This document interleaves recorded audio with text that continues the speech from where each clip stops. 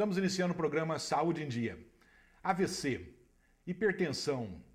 Hoje nós vamos conversar com a cardiologista doutora Deise Vasconcelos, formada pela Faculdade de Medicina de Teresópolis, com título de especialista pela Sociedade Brasileira de Cardiologia e médica-chefe da equipe médica da UTI do Hospital São Domingos, aqui em Poços de Caldas. Doutora Deise, prazer tê-la aqui conosco no nosso programa. Boa noite, Luciano. Obrigada pelo convite. Espero esclarecer as dúvidas, né, que vocês querem tanto saber. Tenho certeza que vamos esclarecer, que são muitas as dúvidas, né, ainda mais nessa área que nós vamos abordar hoje. E eu acho que assim, a gente poderia, como acabei de citar, AVC, então vamos explicar para nossos telespectadores o que é o AVC, né, um acidente vascular cerebral, ou conhecidamente como derrame, não é isso? Bom, o AVC, como você já disse, o acidente vascular cerebral, ele é popularmente conhecido como derrame, né? E existem várias causas para desencadeamento desse quadro, como hipertensão, o próprio diabetes, né? O tabagismo também. E isso é uma doença de manifestação neurológica, geralmente de início súbito, né? Pode ter, a pessoa pode ter dormência, né? Que a gente chama de parestesia, déficit motor, dificuldade para movimentar braços e pernas. Desculpa te interromper, você disse parestesia, então só para explicar para os nossos telespectadores, né, um palavreado mais fácil, a parestesia seria uma dormência de algum membro, não é isso? Pode ter o início desse jeito, como dormência, né, ou como a gente fala mesmo, parestesia, uma cefaleia intensa, ou até mesmo desmaio, propriamente. E você não comentou, mas a obesidade pode também ser uma das causas do AVC? A obesidade como causa assim, secundária, vamos dizer, porque a obesidade leva a outras doenças que provocam AVC, né, como uma causa indireta, né? Geralmente a obesidade leva a hipertensão pode levar a um quadro de AVC. Né, então, digamos assim, a causa mais comum do AVC seria a hipertensão. A hipertensão arterial, que é uma doença assim, muito mesmo comum entre a população, principalmente de obesos. Né? Deise, já que nós estamos falando em AVC, o tratamento do AVC parece que é um pouquinho mais complicado, é uma coisa, um tratamento mais complexo, né? Tem como tratar o AVC ou todo AVC deixa sequela? Não, a gente primeiro tem que diferenciar que tipo de derrame, que tipo de AVC é. Se é um AVC hemorrágico, se é um AVC isquêmico, que a gente fala que seria um infarto cerebral.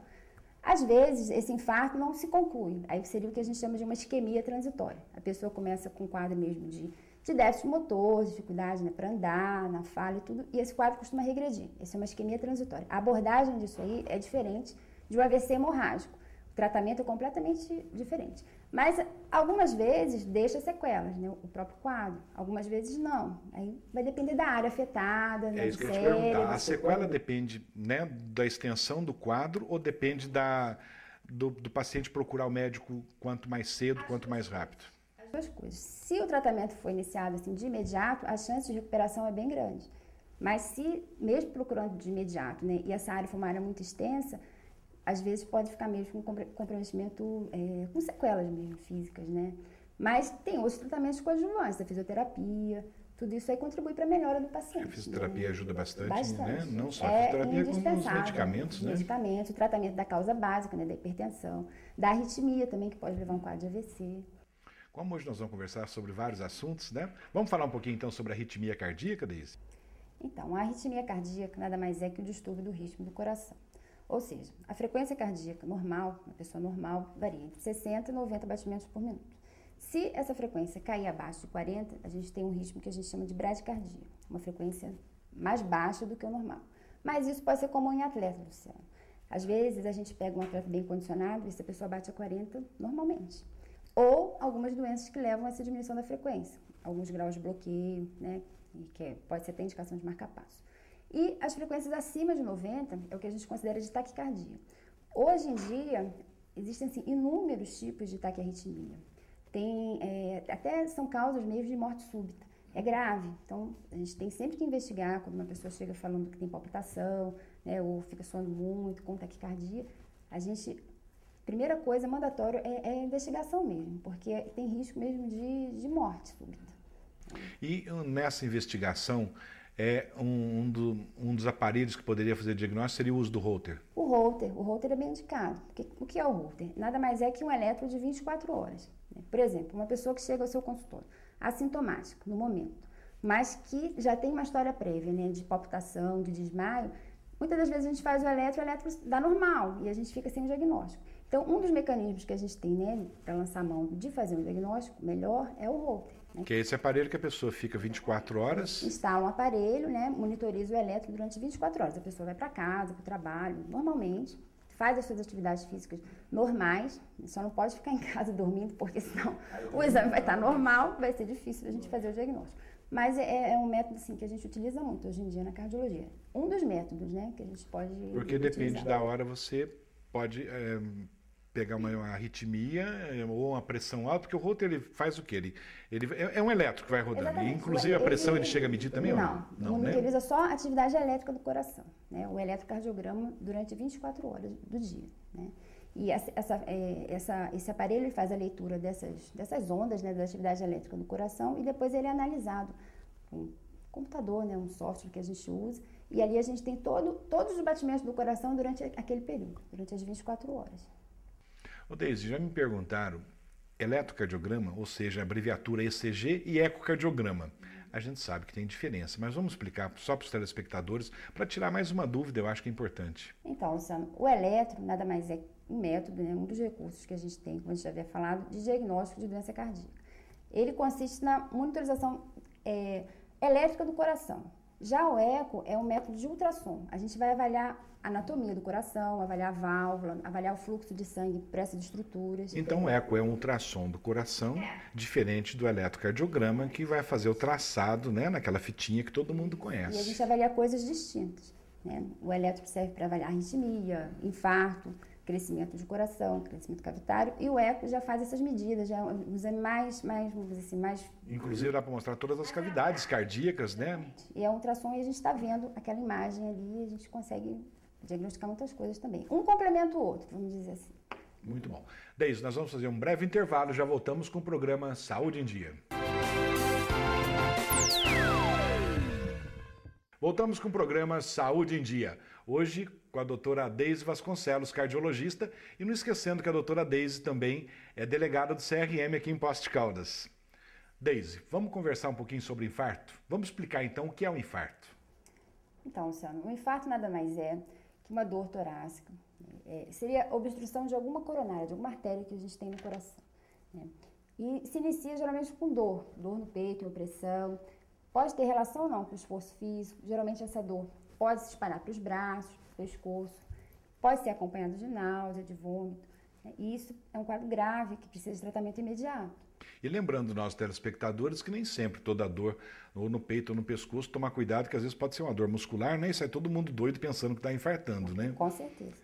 E, Deise, vamos perguntar, em casa, se um paciente suspeita que está infartando, o que a família ou o próprio paciente, assim, a primeira medida, o que ele deve fazer? A primeira medida é procurar atendimento médico, Luciano, de imediato. Deise, essa dor do infarto, como você citou, eu acredito, pelo menos a gente escuta relato, que é uma dor assim bem forte, né? Uma dor muito intensa. Geralmente sim, mas a gente não deve esquecer dos pacientes diabéticos. Os diabéticos, eles geralmente têm um quadro completamente diferente de uma pessoa que não tem esse tipo de doença. Às vezes uma dor de características diferentes, um mal-estar, um desconforto no diabético pode significar muita coisa. Deise, vamos mudar um pouquinho, vamos falar sobre marca-passo. Quando que se deve usar o marca-passo? Bom, o marca-passo, Luciano, tem várias indicações. A indicação mais comum são aquelas pessoas que têm uma frequência cardíaca mais baixa do que o normal, como a gente já tinha falado na arritmia. Frequências cardíacas abaixo de 40, não sendo atletas, obviamente, mas que são pessoas que têm um bloqueio no coração. Mas é um bloqueio específico, porque existem vários graus de bloqueio que não têm indicação de marca-passo. E alguns tipos de infarto também têm suas indicações de marca-passo, mas na fase aguda, né? Isso aí, às vezes, costuma regredir. Talvez a pessoa não precise usar o marca-passo definitivamente. Quer dizer que o marca-passo, basicamente, seria assim, nas bradicardias, né? Devido, provavelmente, a algum bloqueio, né? De alguma artéria. Doença degenerativa, doença de Chagas, né? Algumas intoxicações por medicação, por exemplo, digoxina, verapamil. Então, a gente pode utilizar o marca-passo, mas que seria um marca-passo provisório. É isso que eu ia te perguntar. O marca-passo não necessariamente, então, se usa o resto da vida? Não. Ele tem um período? Exatamente. Tem as indicações do marca-passo, né, definitivo, que seria aquele que a gente coloca cirúrgico, gerador e tudo. Isso aí a bateria geralmente dura de 10 anos mais ou menos. Mas são pessoas que têm bloqueio mesmo, que é um tipo de bloqueio irreversível. Então, a gente utiliza o marca-passo para controlar a frequência do coração. E aquele marca-passo provisório, que a gente coloca, mas com essas outras indicações, né? Intoxicação por remédio, né? Fase aguda de alguns tipos de infarto, mas basicamente isso. E são em período pequeno, geralmente 10 dias, isso aí a gente retira e a pessoa volta a ter sua vida normal. Isso é bom. Então, para quem usa marca-passo, né, é uma boa notícia, né, Deise? E nós estamos falando sobre infarto, marca-passo e a hipertensão. O marca-passo e hipertensão não tem nada a ver, então? Não. Então vamos falar um pouquinho sobre hipertensão, né? O que é hipertensão, o que causa hipertensão, né? Pelo menos as causas mais comuns, né? Para os nossos telespectadores, pelo menos, poder fazer uma prevenção sobre a hipertensão. Então, a hipertensão arterial, hoje em dia, é a doença mais comum, né, no meio médico, no meio da população em geral. Geralmente, hoje em dia, muitos trabalhos, antigamente eles avaliavam a hipertensão como níveis elevados acima de 140 por 90. Mas muitos trabalhos, né, feitos no mundo inteiro mostraram que esses níveis, quanto mais baixo, melhor, menos risco essa pessoa tem de desenvolver infarto, desenvolver insuficiência cardíaca. E hoje em dia a gente considera para uma pessoa que não é diabética, 130 por 85. As causas de hipertensão... Esse seria o limite máximo, então? Seria o limite máximo para um paciente não diabético e não infartado. Quando a pessoa é diabética, ela já tem uma chance de ter doença cardíaca muito grande. Então, a chance de infarto, de derrame é grande se a pessoa não tratar. Então, esses níveis a gente considera que seria melhor, né, abaixo de 120 por 80. Tá. Agora, as causas da hipertensão são inúmeras. Né? É muita coisa. A gente, hoje em dia, a maioria das causas seria hipertensão primária. O que vem a ser isso? Seriam aquelas pessoas que já têm história familiar, né, têm uma vida sedentária, não praticam atividade física, são obesas, né, má alimentação, o próprio tabagismo, que também hoje em dia a gente considera uma doença. E outra coisa, né? Por exemplo, a hipertensão, você citou, né, o exercício. Então, vamos lembrar que antes de alguém começar a fazer algum exercício, procurar sempre um cardiologista, fazer uma avaliação, não é verdade? Uma avaliação prévia para ver se realmente tem condição de praticar. Porque de repente essa pessoa tem algum problema cardíaco, alguma coisa, começa a fazer exercício físico e complica tudo, né, Deise? Em vez de estar ajudando a melhorar a hipertensão, alguma coisa, está complicando o quadro. Ô, Deise, e a obesidade? A obesidade também acho que é um dos fatores que piora a hipertensão. Não só piora, como também pode causar os quadros de hipertensão. Mas acho que o importante aqui é a gente lembrar sempre que hipertensão é uma doença crônica. Ou seja, não tem cura, tem tratamento. Então, por exemplo, o paciente está tomando a medicação, bonitinho, a pressão ficou controlada, está lá seus 12 por 8, ótimo, excelente, ele para de tomar o remédio. Já sarei, não preciso mais, Exatamente. Né? Normalmente é isso que o pessoal fala. Desaparece, né, alguns sintomas e a pessoa acha que está curada. Na verdade, não é. Ela continua com risco mesmo de ter as outras complicações da hipertensão. E a própria obesidade também, hoje em dia, é considerada doença crônica. Hoje em dia, existem vários tratamentos para obesidade, mas é tratamento para ser seguido para o resto da vida. Ou seja, se aquele medicamento não está fazendo aquele efeito desejado, é lógico que o paciente deve procurar o cardiologista, fazer novos exames, ou alterar a dose ou medicamento, porque muita gente fala, o remédio não está fazendo efeito, então a gente tem, né, o paciente tem que procurar o médico. O ideal seria procurar o seu médico, né, para conversar, saber mais sobre a sua doença, porque eu acho que isso é muito importante. A pessoa tem que saber que tem essa patologia, que tem tratamento, mas que tem que fazer esse tratamento pro resto da vida. Ô Deise, eu sei que não é assim uma rotina, mas qual é a média, a frequência de um paciente procurar o cardiologista? Em média, 6 meses, 1 ano, ou depende de cada caso até menos tempo? Depende dos casos, né? Por exemplo, uma pessoa que isda, né, saudável, mas que já tem uma história familiar, acima dos 40 anos, o ideal seria manter uma rotina pelo menos uma vez a cada ano. Agora, as pessoas que já têm hipertensão, se estiver bem controlada, a cada 6 meses. Ou se nesse período tiver alguma intercorrência, algum sintoma indesejável, né? Ou se a pressão não estiver bem controlada, procurar com mais frequência o seu médico. Cada caso é um caso. Cada caso é um caso, né, Deise? Ô Deise, nós vamos fazer um breve intervalo e já voltamos com o programa Saúde em Dia. Voltamos com o programa Saúde em Dia, hoje com a presença da cardiologista doutora Deise Vasconcelos. Deise, vamos falar um pouquinho para os nossos telespectadores, né, a respeito assim, dos fatores de risco que pode levar à hipertensão ou, consequentemente, até um infarto agudo do miocárdio. Bom, Luciano, os fatores de risco para o infarto são vários. Como você já falou, a própria hipertensão, se não tratado, pode levar a um quadro de infarto e insuficiência cardíaca.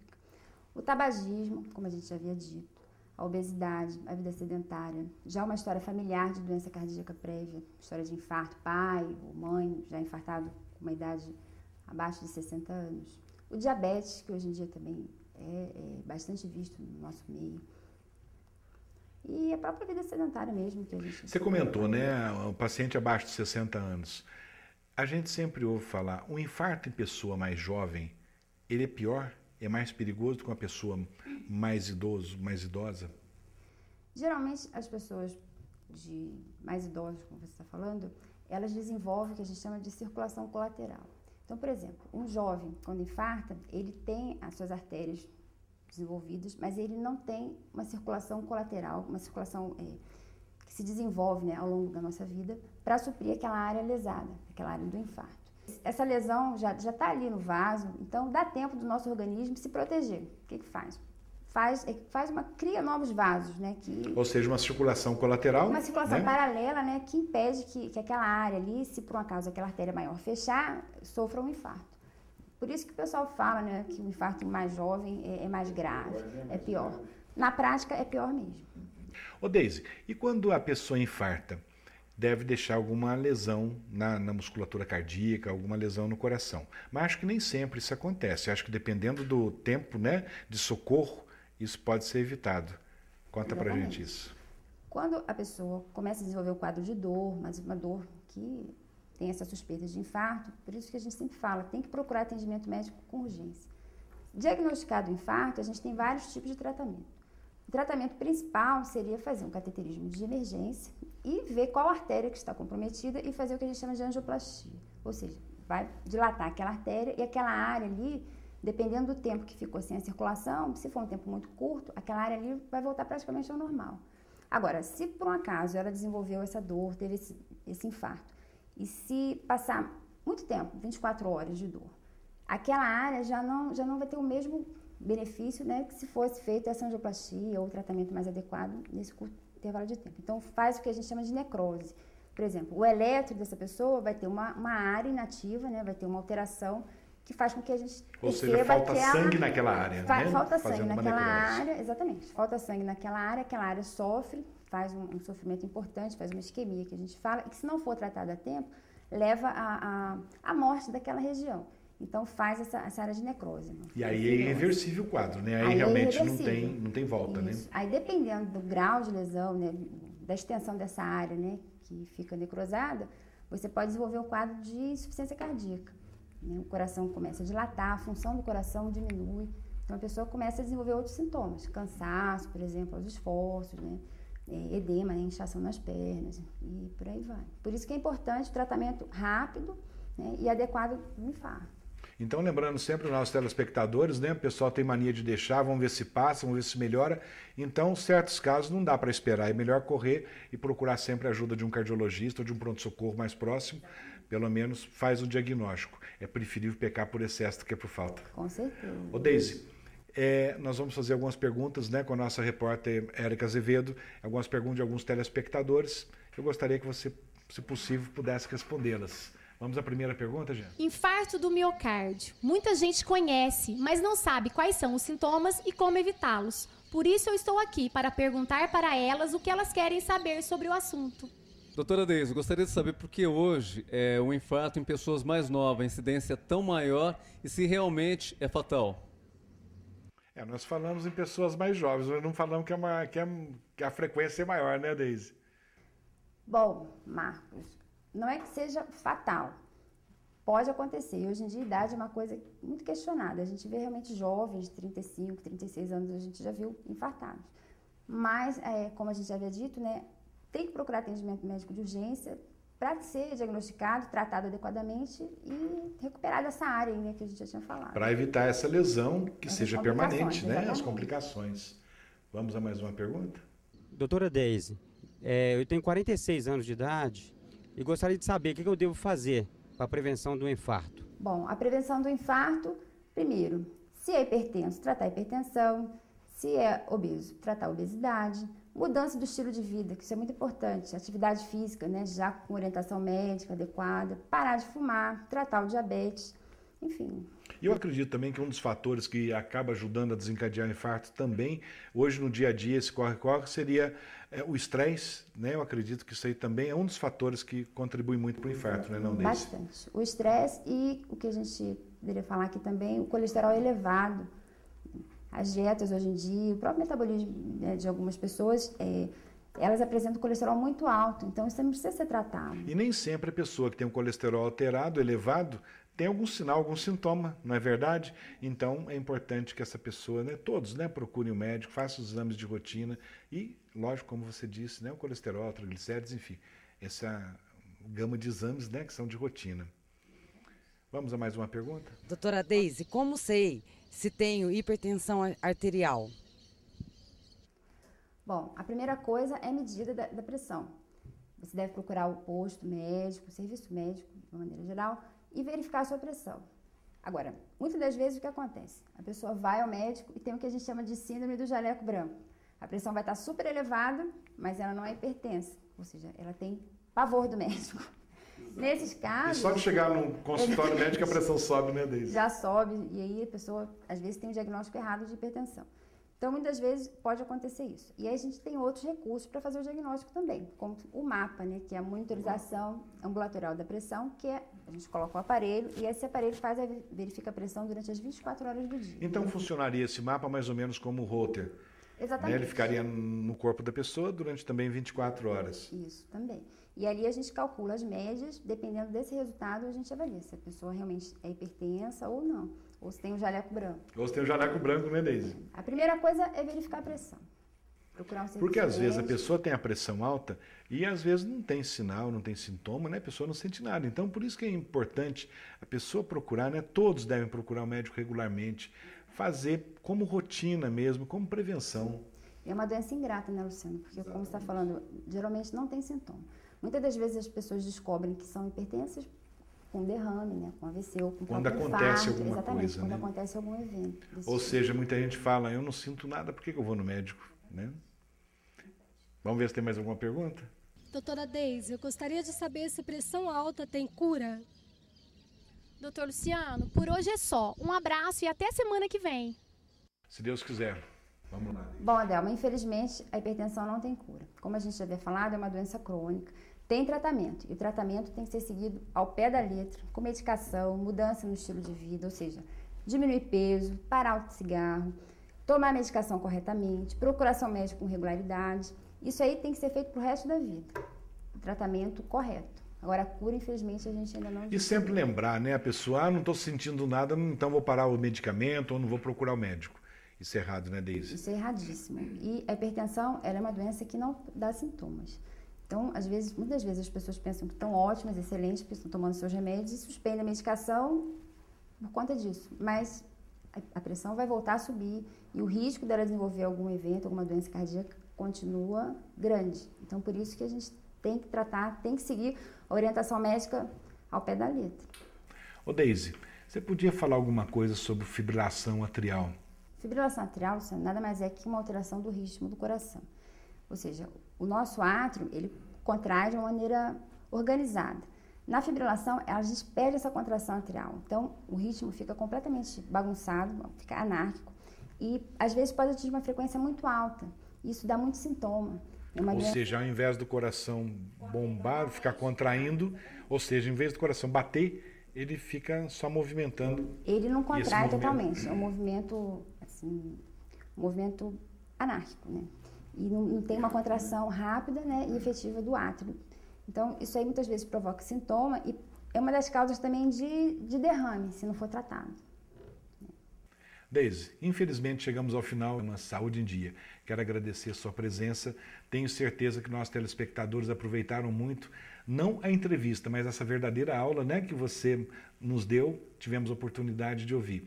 E lembrando que a doutora Deise é a médica-chefe da equipe da UTI do Hospital São Domingos, aqui em Poços de Caldas, e delegada do CRM, também aqui em Poços de Caldas. Ô, Deise, fala em CRM, vai ter um congresso de cardiologia aqui em Poços. Você podia falar, então, alguma coisa do congresso e aproveitar a oportunidade? Então, será feito do dia 12, 13 e 14 o Congresso Sul Mineiro de Cardiologia, aqui em Poços, e na sexta-feira, dia 13, né, de 13 horas às 18, nós vamos ter um evento para a população. Lá no terminal da Circulare. Isso em março. Em março. Nós vamos oferecer à população medidas de pressão arterial, né, teste de glicose, glicemia e algumas palestras também. Então, todos estão convidados a comparecer, né? E eu gostaria de agradecer aqui a oportunidade de participar do seu programa. Nós é que agradecemos, um prazer. E é muito bem aceito pela população, todos elogiam bastante. Muito obrigado, Deise. Então, chegamos ao final de mais um programa Saúde em Dia. Até a próxima semana, fique com Deus.